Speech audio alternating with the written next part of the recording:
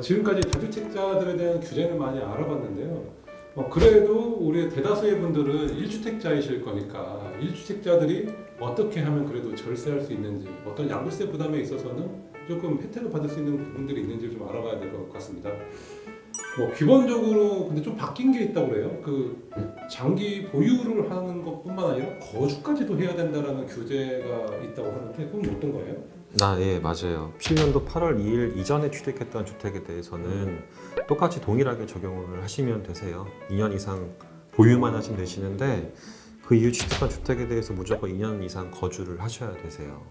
네, 그리고 21년도 이후부터 1월 1일 이후부터 해도 예를 들어서 2주택자가 예. 한 주택을 팔고 세금을 내고 1주택자가 될 수도 있잖아요.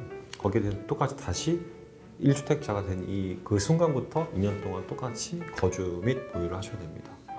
네, 그렇게 해야 1주택 비과세 혜택을 받으실 수가 있고요. 그럼 제가 이해한 게 맞는지 모르겠는데 네, 그 2017년 8월 1일 이전에 취득하신 분은 네, 적용이 예전 법 그대로 적용을 하는 거라서 그렇죠. 2년만 소유하면 되네요. 그렇죠.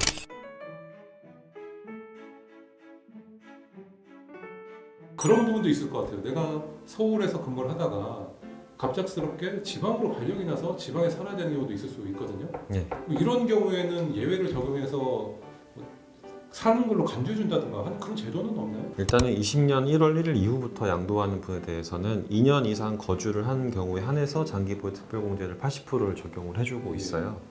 장기보유 특별공제 80%는 결국에는 이 매매가액 기준으로 9억 이상의 고가주택이라고 하거든요. 고가주택에 대해서는 1세대 1주택이면 80%까지 적용을 해주는데요. 거기에 대해서 그 2년의 거주 요건이 필요한데 그 거주가 방금 말씀하셨던 것처럼 이렇게 쭉 연속해서 2년이 아니고요.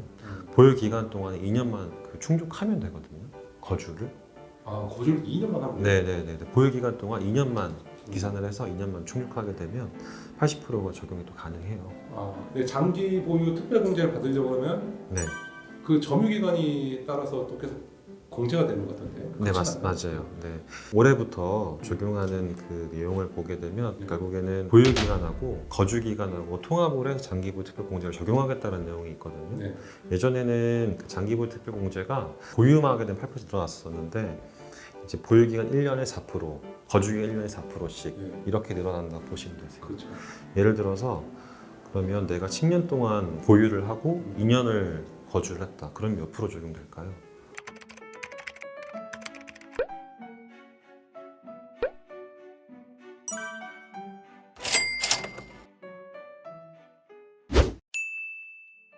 뭐 1주택자에 대한 그런 규제 부분도 제가 말씀을 많이 드렸는데요.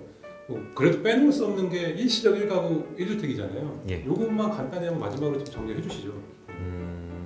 제일 많이 상담을 많이 하시는 건 상속주택 네. 취득했었을 때 부분하고 그 다음에 이사를 가려고 아무래도 집값이 올라가게 되면 지방에 서울로 이제 들어오시려고 많이 하시니까 네. 그럴 때를 제일 많이 상담을 많이 하시는데요. 오늘 날짜로 좀 말씀을 드릴게요. 그러면은 일단은 그 기존 주택을 처분을 하시고 바로 들어올 수가 없는 경우가 되게 많죠. 그랬었을 때 제일 중요한 거는 이 신규 주택을 취득한 날로부터 무조건 1년 이내에 기존 주택을 처분하시고 전입을 하셔야 되세요. 전입까지. 네. 예전에는 2년이었던 것 같아요. 2년이었다가 이게 19년도 12월 16일자로 바뀌었어요. 네, 그래서 이 기간을 짐짓 잘못 아셔가지고 1년 미만인 걸 모르시고 2년 동안 이거를 하시면 네. 나중에 큰 코를 다치시니까 꼭 네. 이 부분은 처리를 하셔야 될 것 같고 상속주택은 이 보유기간 이런 거 관계없이요. 그 처분 순서를 더 중시하시면 될 것 같아요. 네. 내가 갖고 있던 주택이 있고 상속주택이 있으면 상속주택을 먼저 팔게 되면 그때는 비과세 혜택을 받을 수가 있거든요. 예.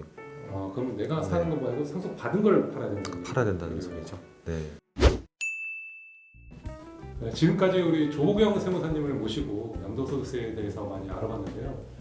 이 가이드 매매만 봐도요, 17년 8위 대책부터 해서 20년 7, 10 대책까지 너무 많은 변화가 있었더라고요. 그래서 세무사님들도 아까 말씀드렸던 것처럼 양도세 상담을 포기하는 분들도 많이 늘고 있는데요.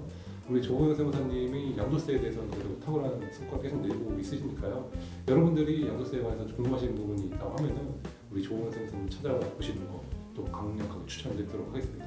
여러분들이 취득 시기와 매도 시기 이게 상당히 양도소득세는 중요한 이슈고 또 내가 부동산을 가졌느냐 아니면 다른 조그만 물건인 오피스텔 같은 것을 가졌을 때도 이게 중과세가 되는 그런 부분들도 있을 수 있거든요. 그래서 여러분들이 꼭 부동산 처분과 관련해 가지고는 전문가와 상담을 해보시길 부탁드리겠습니다.